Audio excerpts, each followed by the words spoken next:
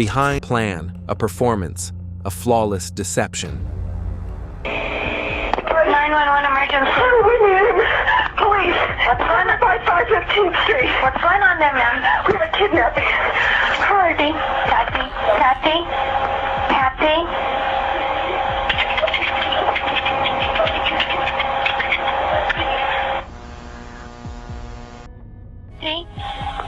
Patsy? There was something unsettling in Patsy Ramsey's 911 call.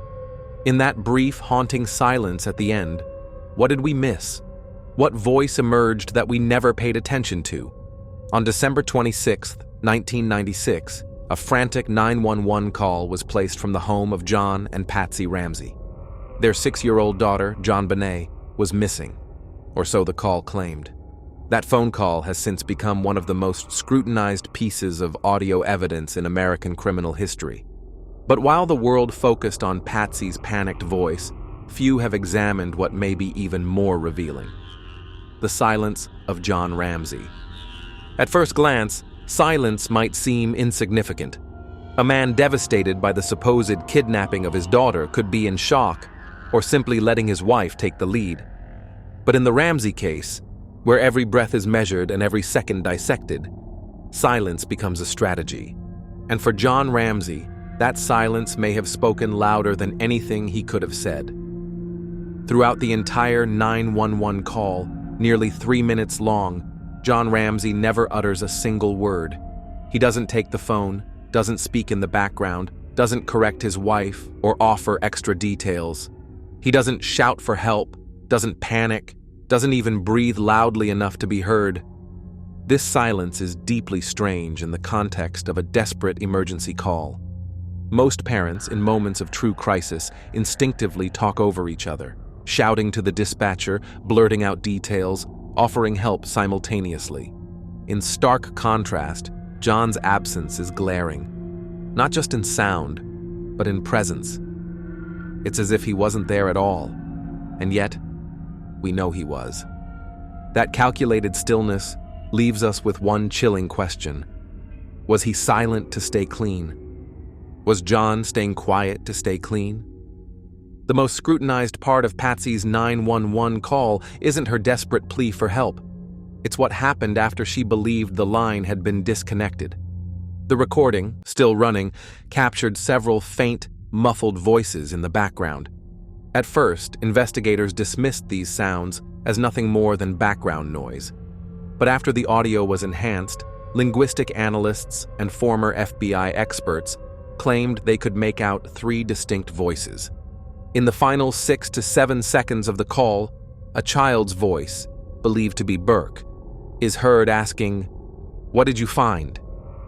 A woman's voice, likely Patsy, responds, "We're not speaking to you."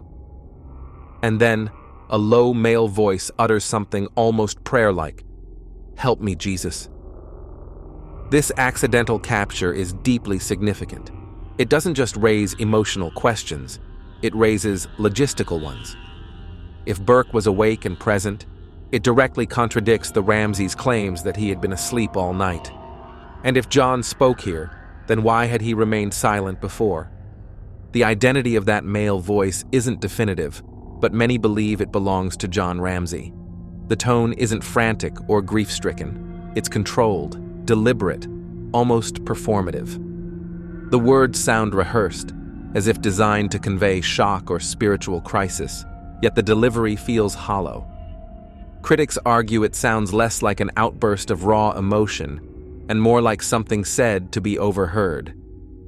If John had truly just discovered his daughter was missing, a quiet, "Help me, Jesus," after the call ended, feels strangely disconnected from reality. It comes across as a narrative insert, not a natural reaction. It suggests the possibility of someone aware they might still be recorded, someone crafting a role instead of revealing genuine anguish. This suspicion grows when paired with later police observations. John remained eerily calm throughout the day. Could that brief phrase have been his attempt to show just enough emotion to seem distraught, but not enough to lose control? Perhaps the most calculated aspect of his behavior was his physical and vocal distance from the 911 call itself. Whether standing in the room or elsewhere in the house, John chose not to engage. By staying silent, he ensured his voice could not be linked to any part of the recorded evidence. Patsy, on the other hand, was placed front and center. Her voice, her panic, her narrative. And that choice reflects more than just emotional dynamics. It reflects control. By letting Patsy make the call, John put her in the spotlight. Every syllable and tremor in her voice would be analyzed, criticized, and if something went wrong, she would take the blame. It also gave John a built-in alibi, plausible deniability. If questioned, he could say, "I don't know what she said. I wasn't involved." Silence became his ultimate shield. One of the more compelling theories in recent years suggests Patsy may have been acting under pressure without fully understanding the scope of what she was part of. If John had told her they needed to fabricate a kidnapping to protect their son, or themselves, her panic would have been real, but born from confusion. In that light, John's silence isn't absence, it's command. He didn't need to speak during the call because Patsy was already following his script. Her terror was genuine, not from a sudden, horrifying discovery, but from being pulled into something far beyond her control. She became the voice of the emergency, and later, the face of suspicion. The emotional gap between the two parents is another unmistakable red flag. Patsy, despite her contradictions, was visibly distraught in both voice and behavior. John, in contrast, was almost clinical. In interviews, he rarely broke. He explained, calculated, framed events with precision. His language was exact, his emotion muted. That difference isn't just a matter of personality, it may be deliberate strategy. By allowing Patsy to embody all the visible grief, John positioned himself as the calm, rational father. But in a murder investigation, the overly rational one is often the one with the most to hide. When the Ramsey 911 call is compared to other cases involving missing or harmed children, a striking pattern emerges. In genuine moments of parental trauma, both parents usually speak chaotically, voices overlapping, giving conflicting instructions, shouting irrational pleas. The Ramseys' call was the opposite. It was restrained. Patsy carried the entire conversation. John was absent. In deception cases, one partner often stays silent not out of fear, but to maintain control. Silence becomes a defensive wall, a way to avoid contradictions, to prevent incriminating oneself. Psychologically, silence can be as manipulative as speech. It allows the silent party to observe, calculate, and let others make mistakes. In a true crisis, that kind of stillness is unnatural, unless you're already playing a long game. John's silence may not be proof of guilt, but when placed alongside the staged ransom note, his peculiar behavior, and the family's conveniently solid alibis, it begins to look less like grief and more like orchestration. In a case drowning in contradictions, missing evidence, and public confusion, most people focus on what was said. But sometimes, the loudest clue is what isn't said. John Ramsey's silence during that 911 call wasn't absence, it was design. In a moment when most parents scream for help, he chose not to speak, and in doing so, he may have told us everything. The role of Patsy Ramsey. Within the labyrinth of suspicion surrounding the JonBenét Ramsey case, one chilling hypothesis emerges. Patsy Ramsey, the grieving mother, may not have been the mastermind behind the crime scene staging, but rather a pawn in a calculated plan orchestrated by her husband, John.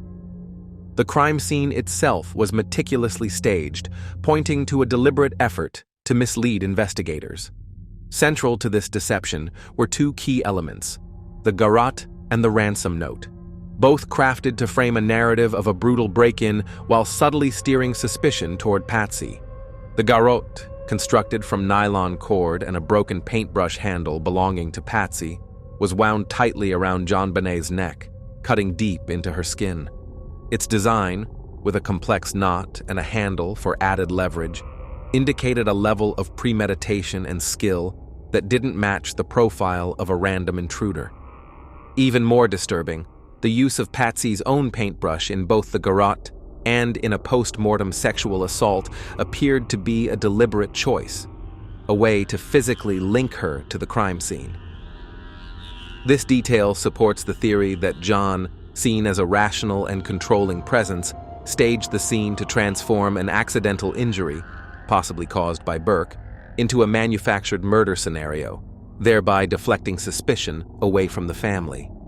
The sophistication of the garrote stands in stark contrast to other sloppier crime scene details, like the loosely tied nylon cords around JonBenét's wrists. That imbalance suggests the work of someone who knew exactly which elements needed precision to tell the story they wanted, and which could be left as vague background noise. The bindings above JonBenét's head were so loose that they allowed movement, leaving no marks or signs of struggle on her wrists, an anomaly for any genuine kidnapping. Such slack restraint suggests a staged attempt to create the appearance of an abduction, but without the precision a real assailant would use to prevent resistance. John's claim that the garrote was tightly secured and the wrist ties were difficult to undo is contradicted by the physical evidence, which points to an intentional lack of rigor. His actions upon finding JonBenét, removing the tape from her mouth and attempting to untie her hands before carrying her upstairs, further disrupted the scene. This not only risked destroying forensic evidence, but also conveniently explained the presence of his DNA on the body. These inconsistencies have fueled speculation that the staging was meant to look amateurish, in line with a plan to cast suspicion on Patsy while maintaining the illusion of an external intruder. The ransom note, another key piece of the staged narrative, was written on paper from the Ramsey home with a pen also belonging to them. At 2.5 pages long, it's unusually lengthy for a kidnapping note, estimated to have taken 20 to 30 minutes to compose. An implausible risk for any real kidnapper, who would typically act quickly and leave. The note demanded $118,000, the exact amount of John's recent annual bonus, a detail only someone close to the family could know. Its tone, laced with phrases like "listen carefully" and references reminiscent of action films, felt calculated and theatrical, far more like the work of someone crafting a narrative than a panicked mother. Spelling errors such as business written with an extra S, possession misspelled, and missing letters, in other words, could indicate either a rushed job or a deliberate attempt to imitate an uneducated criminal. Yet the overall structure and commanding language aligned more closely with John's personality as a corporate executive accustomed to control and strategy. Some investigators have even speculated that cultural references, perhaps inspired by materials like the Mindhunter book found in their home, shaped the note's tone. The leading hypothesis is that Patsy did not independently stage the scene, but was manipulated by John into participating, particularly in writing the ransom note.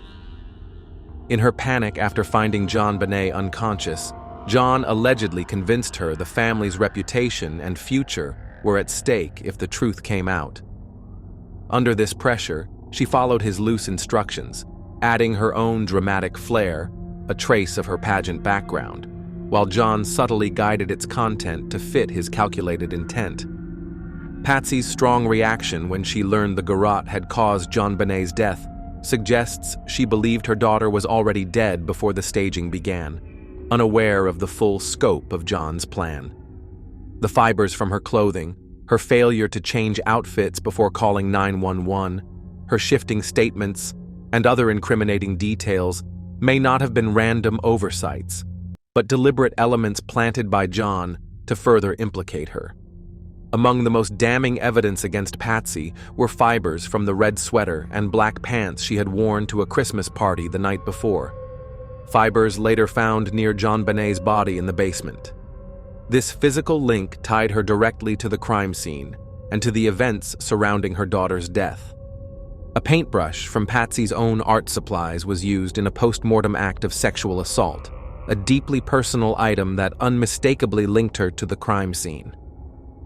Adding to the suspicion was a bowl of pineapple found on the breakfast table, bearing Patsy's and Burke's fingerprints, but none from John. Traces of pineapple in JonBenét's stomach suggested she had eaten it shortly before her death, further pointing investigators toward Patsy. These physical traces painted her as a central figure in the crime. Yet, the theory holds that John deliberately ensured the presence of these incriminating items, the paintbrush, the pineapple bowl, to implicate Patsy, while carefully avoiding leaving similar evidence himself. Patsy's decision to wear the same clothes from the Christmas party the night before when she called 911 at 5:52 a.m. also drew suspicion. Despite having time to change, she remained in the same outfit, clothing that could carry forensic traces, like the fibers later found at the scene. In stark contrast, John had bathed and changed, removing potential evidence against himself and leaving Patsy more exposed to scrutiny. Her emotional responses became another focus of suspicion. Some officers noted her grief appeared inconsistent, swinging from intense sobbing to moments of silence, and interpreted this as a lack of genuine sorrow. Combined with her frequent visits to doctors for JonBenét's vaginal issues, while claiming no knowledge of prior abuse, the picture emerged of a mother who could be easily positioned to take the blame. According to the manipulation hypothesis, Patsy's actions were shaped by her fragile mental state after finding JonBenét unresponsive.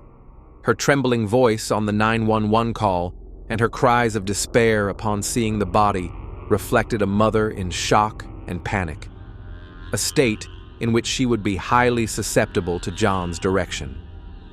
He allegedly convinced her that staging the scene was necessary to protect the family, especially Burke, from legal consequences. This trust made her follow his guidance, leaving behind her own fingerprints and fibers, while John remained largely free of physical evidence. Patsy's statements to police were riddled with contradictions about the night's events, in stark contrast to John's and Burke's simple claim that they slept through the night. This discrepancy made her seem less credible and placed her at the center of suspicion. Her role in JonBenét's pageant activities also fueled public and media criticism, with accusations of sexualizing her daughter through adult-like costumes and heavy makeup. This scrutiny intensified theories of psychological strain or even obsession that could have led to violence, especially when coupled with speculation that she snapped over JonBenét's bedwetting, supported by the discovery of pull-ups in the bathroom. Meanwhile, John maintained a lower profile, shielding himself from such public judgment. The absence of his fingerprints on the pineapple bowl, his avoidance of handling evidence, and his minimal interaction with the crime scene allowed Patsy to bear the brunt of suspicion. His influence extended beyond the night of the crime. The family delayed formal police interviews for 4 months, officially attributed to Patsy's grief, but a move that only deepened perceptions of her being uncooperative. In contrast, John's composed demeanor and limited engagement with investigators helped him avoid similar suspicion. At the scene, John's actions, such as removing tape from JonBenét's mouth and carrying her body upstairs, disrupted potential forensic evidence. These actions could explain the presence of his DNA, while ensuring Patsy's traces were more prominent. The lack of John's fingerprints, the carefully crafted alibis for him and Burke, and the pattern of incriminating evidence pointing toward Patsy suggest a deliberate strategy to frame her while keeping himself in the shadows. The family dynamic played a key role in making Patsy a vulnerable target. She was the primary caregiver, deeply involved in JonBenét's daily life, particularly in preparing for pageants. She invested countless hours in creating costumes, coaching performances, and traveling to competitions, forming a close emotional bond with her daughter. On the night of December 25, 1996, she dressed JonBenét for bed after a Christmas party, a routine task that underscored her constant presence in her daughter's life. John, the busy CEO of Access Graphics, had a more distant role, participating in pageant activities, but largely absent from day-to-day care. His claim that he slept through the night until Patsy woke him with news of JonBenét's disappearance reflected his minimal contact in those crucial hours. Patsy's psychological vulnerability added to the picture. Having survived stage 4 ovarian cancer in 1995, she carried lasting emotional scars and was described as fragile, often dependent on John for major decisions. The hectic pace of holiday travel preparations, combined with the pressures of JonBenét's pageant commitments, left her exhausted, a state in which manipulation would have been all the more effective.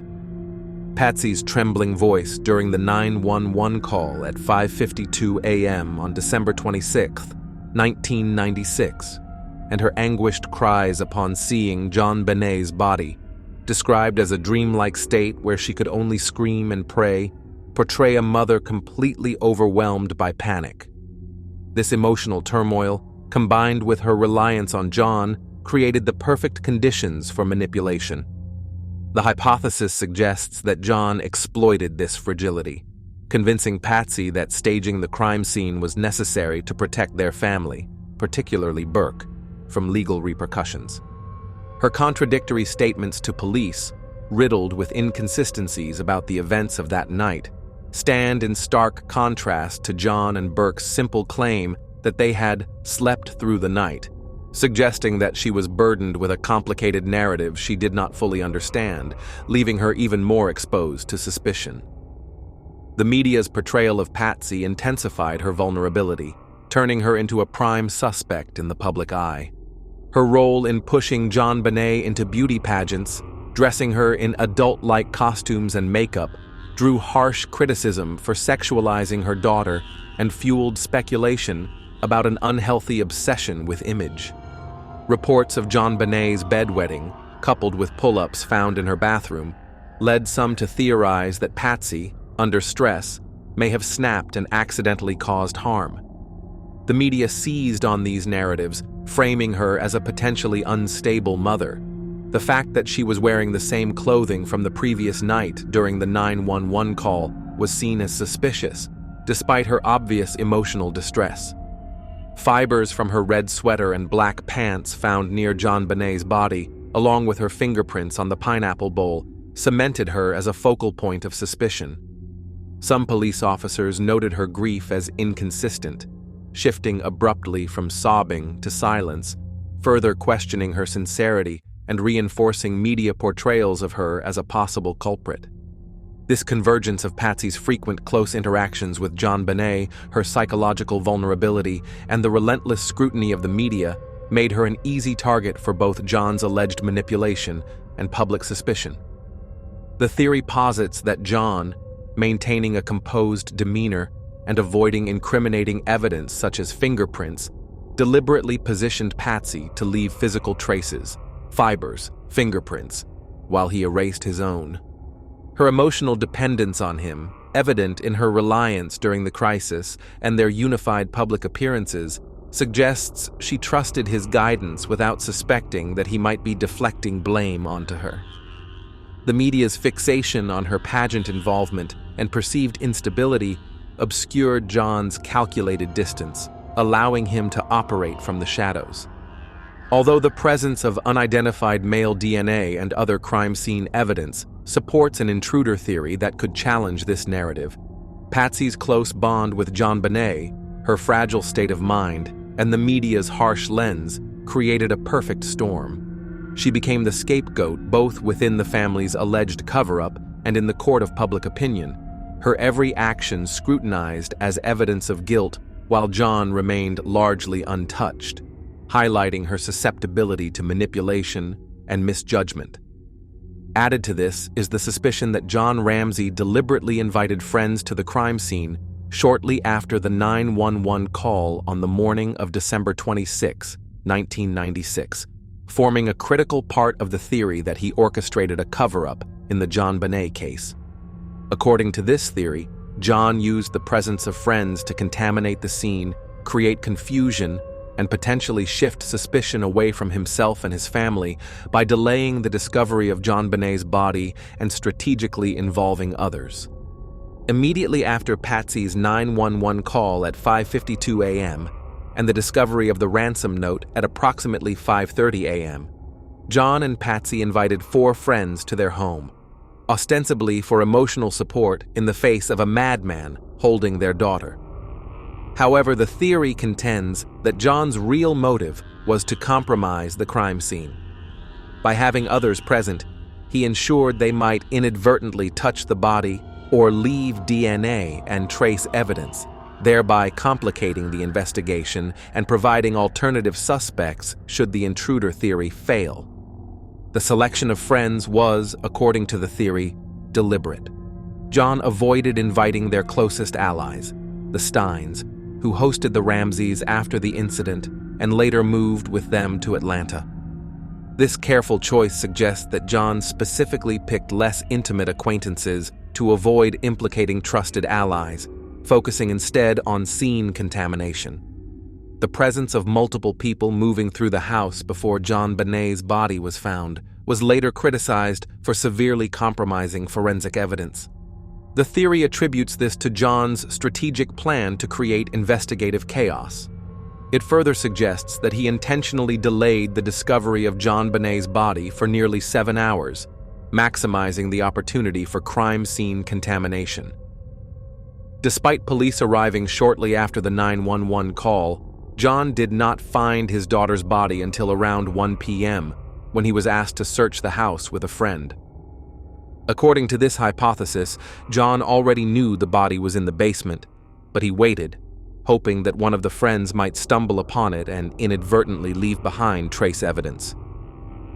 This delay increased the number of people in the house, raising the likelihood of forensic interference. When the friends failed to locate the body, John, reportedly frustrated, took it upon himself to discover her in a small basement room. She was lying on a white blanket, her hands tied and her mouth covered with duct tape. His immediate actions, kneeling to remove the tape, attempting to untie her hands, and carrying her upstairs, further disturbed the scene. These moves could be interpreted as a deliberate way to justify the presence of his DNA on her body and to further obscure evidence. Detective Linda Arndt, who was present that morning, later stated in her deposition that the way John carried JonBenét instantly raised her suspicion that he was the killer. When asked why, she listed a series of circumstantial factors: no signs of forced entry, no footprints or tracks, no sounds heard during the night, and the fact that John was the last person to see her alive. But what stood out most to her was the way he carried his daughter, lifting her with her head above his own and cradling her from beneath the thighs, almost deliberately avoiding looking at her face. For a grieving father, she noted, this was unusual. For someone who already knew what he would find, it made grim sense. The theory that John wanted friends to find the body is central to the manipulation narrative. It suggests he persuaded Patsy to invite them over by framing it as a natural reaction to the ransom note's threat, concealing his real intent, to position these friends as potential suspects. If the intruder theory collapsed, John could subtly imply that one of them had behaved suspiciously, redirecting scrutiny. Their presence created a chaotic environment, with multiple individuals moving through the house, exactly the type of confusion that would align with John's alleged goal of destroying forensic clarity. This, the theory argues, was part of a perfect deception that allowed John to maintain control while Patsy, in her panic, unknowingly played into his plan. From the earliest days of the investigation, a peculiar dynamic emerged. John Ramsey never openly accused his wife or son, but neither did he fully clear them. Instead, Patsy became the emotional center of suspicion, the hysterical, unstable, distraught mother, making her the natural lightning rod for both media speculation and public suspicion. It was a remarkably effective strategy. The more emotional you appear, the guiltier you seem. And John appeared to understand this perfectly. In one interview, when Patsy began to stray from their agreed-upon script, John shot her a sharp glance and clicked his tongue, a subtle but authoritative cue. It wasn't merely the gesture of a concerned partner. It was the signal of a director, reminding an actor to stay in character. With Burke, the protection was even more calculated. Long before investigators or the media raised any questions, the Ramseys were already insisting that Burke had slept through the entire night. Patsy repeated this so often that it stopped sounding like testimony and began to sound like a rehearsed line from a prepared script. The family also tightly restricted Burke's access to both the media and law enforcement, ensuring that his role in the narrative remained controlled from the very start. From the start, Burke was almost erased from the story. John didn't need to declare him innocent. He built a version where Burke never had the chance to be guilty. Patsy, fragile and emotional, became the perfect scapegoat. John stayed calm, composed, and in control, not by defending them, but by assigning their roles. As the investigation progressed, disturbing whispers emerged. This wasn't just murder, but possibly years of abuse. JonBenét's medical history showed troubling signs, and the autopsy confirmed both recent and prior sexual trauma. If John was involved, covering it up wasn't just family protection, it was self-preservation. The calculated moves, letting Patsy write the ransom note, staging the discovery of the body, weren't to save her, but to set her up. Patsy became the face of chaos, Burke the innocent child, and John the father, holding it together. But if he was hiding something far more personal, every detail, the garrote, the note, the timing, was no accident, but deliberate design. Beneath the grief, medical and forensic evidence pointed to a secret too vile for the world to forgive. And when the walls closed in, John didn't run or confess. He shifted suspicion onto Patsy, a role he had crafted for her from the beginning.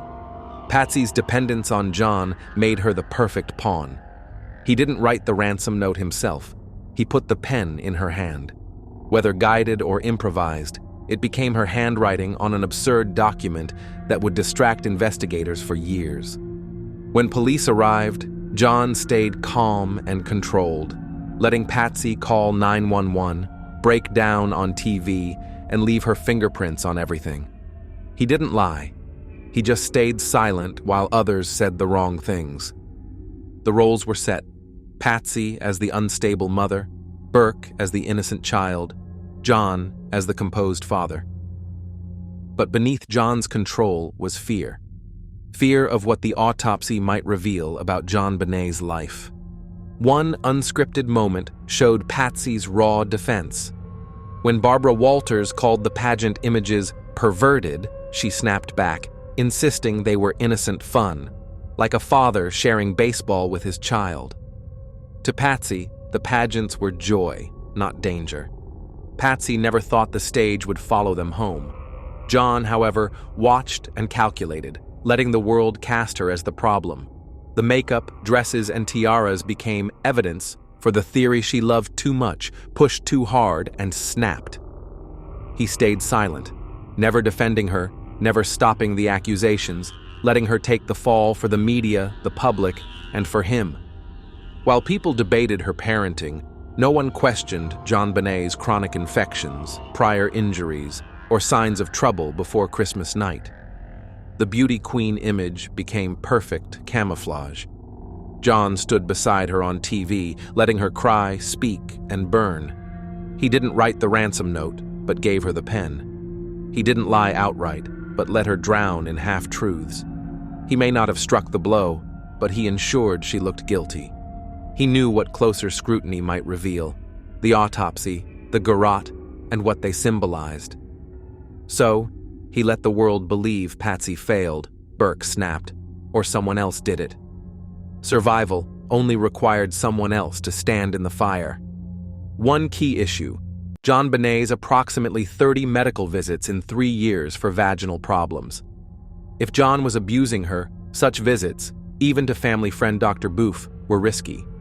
More likely, as a busy CEO following traditional gender roles, He left these matters to Patsy, who may not have shared details. Dr. Boof never did internal exams, focusing on infections, which kept abuse hidden. John's public support for Patsy until her death may seem inconsistent with framing her, but it could have been strategic, defending her while keeping suspicion alive. When asked for a handwriting sample, he provided the notepad used for the ransom note, subtly linking her to it. No direct proof ties John to abuse. The theory rests on circumstantial signs, like the staged post-mortem assault with Patsy's paintbrush to mimic a predator and hide earlier harm. Medical records locked in a bank safe, Dr. Boof's controlled substance prescriptions to Patsy after the murder, and his role in sedating her and delaying interviews suggest unusual involvement. His failure to refer JonBenét to a specialist and his presence at the Fernie home on December 26th deepened suspicion. Dr. Boof's decision to sedate Patsy and consult John before lawyers arrived suggests he may have helped, knowingly or not, shield the family from revealing incriminating details. This fits the theory that John controlled the aftermath, using trusted allies to limit Patsy's exposure to investigators. The staging of the scene was complex, requiring composure and planning. John's calm contrasted sharply with Patsy's panic, supporting the idea he had the clarity to turn an accidental death into a staged kidnapping. The paintbrush and Patsy's involvement left her open to suspicion while keeping attention off him. His public loyalty to her may have been calculated, maintaining an image of unity while subtly deflecting blame. JonBenét's story also reflects a deeper tragedy, a child pushed into beauty pageants by parents chasing their own ambitions. Patsy, a former Miss West Virginia contestant, appeared to relive her pageant dreams through her daughter. Her pride often centered on her own fulfillment, not JonBenét's wishes. Whether JonBenét truly wanted the spotlight is unclear, but the choice stripped her of a carefree childhood and left her vulnerable. The media's fascination turned her into both the face of an unsolved crime and a cautionary tale about parental ambition, lost innocence, and the dangers of premature fame. JonBenét Ramsey's childhood was shaped less by her own wishes than by her parents' ambitions. Pageants brought her training, costumes, and makeup that erased her innocence and exposed her to public scrutiny and potential predators. While no proof ties her pageant life to her murder, investigators found disturbing fixations on her image. After her death, the media glamorized and sensationalized her photos, turning her into a spectacle rather than a child. This exploitation, both before and after she died, highlights the risks of imposing adult dreams on children and the dangers of public exposure. JonBenét's story remains a stark warning about lost innocence and the price of unwanted fame. JonBenét Ramsey's life was reduced to theories, timelines, and headlines. Every move her family made was dissected, not just by investigators, but by the public. In the process, we lost sight of what mattered most: justice for a 6-year-old girl. Her murder became entertainment, her memory overshadowed by speculation and drama. Yet she was more than a mystery. She was a daughter, a sister, a child who deserved protection. Theories accused even her father, John Ramsey, but no evidence has ever proven guilt. Premature judgment and media sensationalism destroyed reputations and deepened wounds. JonBenét's short life, spent in the world of beauty pageants, is a reminder to protect children from adult ambitions and public exposure. For nearly 3 decades, the Ramsey family has lived under relentless suspicion, a punishment harsher than prison, with no end in sight. The truth may remain hidden, but JonBenét's light should be remembered, not the shadows cast by her death.